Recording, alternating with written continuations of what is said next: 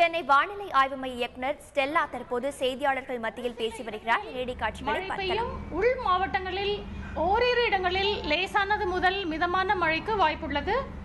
சென்னையை பொறுத்தவரையில் வானம் ஓரளவு மேகமூட்டத்துடன் காணப்படும். நகரின் ஓரிரு இடங்களில் லேசான மழைக்கு வாய்ப்புள்ளது. புயல் பற்றிய வதந்தியை தயவு செய்து பொதுமக்கள் நம்ப வேண்டாம். புயலுக்கான வாய்ப்பு தற்போது இல்லை. கடந்த 24 மணி நேரத்தில் பெய்த அதிகபட்ச மழையானது தலைஞாயிறு நாகப்பட்டினம் மாவட்டம் 4 centimetre, Vedaranyam 2 centimetre, Papanasam 1 centimetre.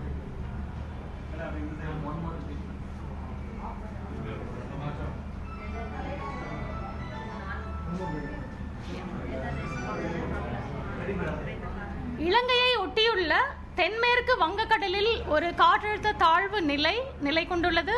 இதன் காரணமாக வரும் 24 மணி நேரத்தில் தமிழகம் மற்றும் புதுவையில் கடலோர மாவட்டங்களில் ஒரு சில இடங்களிலும் உள் மாவட்டங்களில் ஓரிரு இடங்களில் லேசானது முதல் மிதமான மழைக்கு வாய்ப்புள்ளது. சென்னையை பொறுத்தவரையில் ஓரளவு மேகமூட்டத்துடன் காணப்படும். நகரின் ஓரிரு இடங்களில் லேசான மழைக்கு வாய்ப்புள்ளது. புயல் பற்றிய வதந்தியை தயவு செய்து பொதுமக்கள் நம்ப வேண்டாம். தற்பொழுது புயல் உருவாவதற்கான வாய்ப்பு இல்லை.